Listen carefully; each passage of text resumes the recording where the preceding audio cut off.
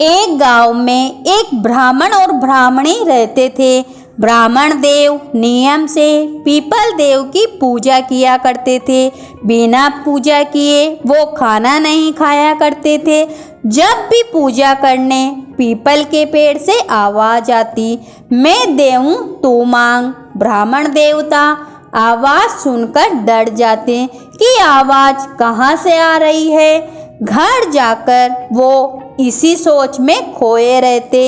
एक दिन ब्राह्मणी ने उनसे पूछा, इस दुख का क्या कारण है? और बोली, कौन सी बात है जो आपको खाए जा रही है? मैं तो अच्छा खाना बनाती हूँ, फिर भी आपका शरीर कमज़ोर होता जा रहा है। हमारे यहाँ कोई कमी नहीं है, फिर भी आप उदास क्यों रहते हो?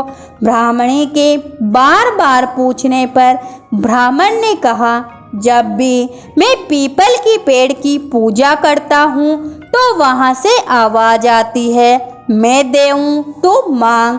ब्राह्मणी ने कहा, पीपल के पेड़ पर तो ब्रह्मा, विष्णु और महेश जी तीनों का वास होता है, शायद वो आवाज़ उन्हीं की हो। अगली बार जब पूजा करने जाओ तो आप अपनी मनोकामना उनसे कह दीजिए, जो चाहिए मांग लीजिए। ब्राह्मण ने कहा, क्या मांगू? ब्राह्मणी ने कहा, आप उनसे कहना, 100 साल की काया दे, 1000 साल की माया दे, पोते पोतियों का परिवार दे और सारा सुख दे। ब्राह्मण देव ने वही किया।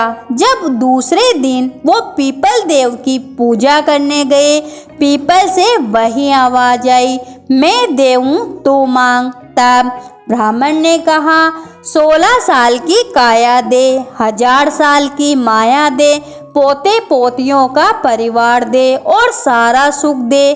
देवताओं ने सोचा, ब्राह्मण देखने में तो सीधा साधा लगता है, पर उसने तो सारा सुख मांग लिया। देवों ने कहा ब्राह्मण से, जो सब कुछ तुमने मांगा है वो सब तुम्हें मिल जाएगा।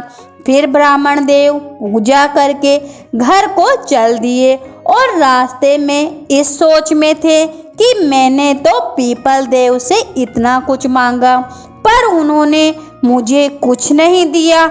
इसी सोच में वो घर से आगे निकल गए। ब्राह्मणी ने पीछे से आवाज दी, आप अपने घर को भूलकर कहाँ जा रहे हो क्या? तब ब्राह्मण देव ने पीछे मुड़कर देखा और बोले, यहाँ तो हमारा झोपड़ा था, ये महल कहाँ से आ गया? तब ब्राह्मणी ने कहा, मैंने आपसे कहा था ना कि पीपल देव पर त्रिदेवों का वास होता है। आपने मांगा और उन्होंने सब कुछ दे दिया। ब्राह्मण ने कहा, नहीं, पीपल देव ने तो हमें कुछ नहीं दिया, मैं तो खाली हाथ आया हूँ। ब्राह्मणी बोली, पीपल देव ने हमें सब कुछ दे दिया है, आप अंदर तो आइए। ब्राह्मण देव जब अंदर आए तो देखा वहाँ उनके पोते पोती खेल रहे थे। सारा घर धन दौलत से भर गया था।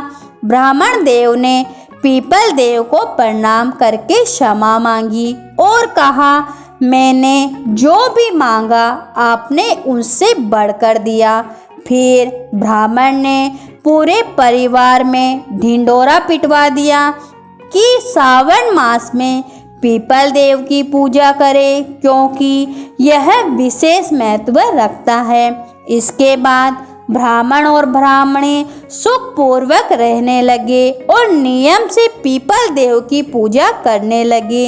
हे पीपल देव, जैसा आपने उन ब्राह्मण ब्राह्मणी को दिया, वैसे आपकी कहानी सुनने वाले, हुकारा भरने वाले सबको देना, सबकी मनोकामनाएं पूरी करना। तो बोलो पीपल देव की जय हो।